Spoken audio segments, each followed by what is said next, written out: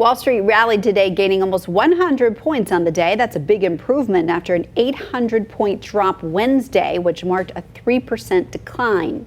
Now, while stocks may have ended on a higher note today, the last few days on Wall Street certainly spooked a lot of investors. Sure did. Local brokers and financial planners tell Western Mass News they're fielding a constant stream of calls from clients wanting to know how the last 24 hours have affected their bottom line.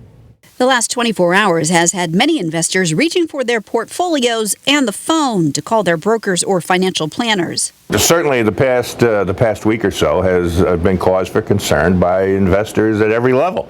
Investment executive Brian Corridon of Corridon & Company in Chicopee tells Western Mass News he's telling his clients, what everyone really needs to do is sit back, take a breath, because let's look at where this market has gone in the past year.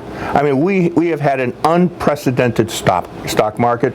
So then what happened? Analysts blame trade war fears with China and, more importantly, what's called an inverted yield curve, meaning interest rates flipped on U.S. Treasuries with short-term bonds paying more than long-term bonds. So the 10-year Treasury bond should pay more money than the 2-year Treasury bond does. Yesterday it didn't. Western New England University economics professor Carl Petrick says when bond prices go up, the yield or the return the buyer earns on that bond goes down, usually a sign of an impending recession. But Petrick says perhaps not this time. Real concerns about the trade wars and the domestic economy, for sure, but nothing indicating that we're like on the verge of a recession coming up. So what is coming up?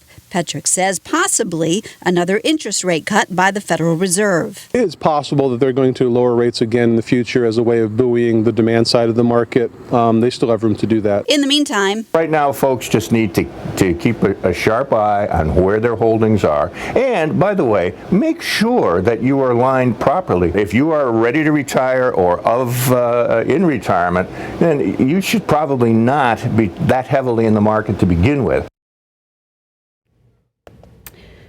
Well, investors say the best advice is to stay the course, ride it out, and, as you heard him say, keep an eye on your portfolio.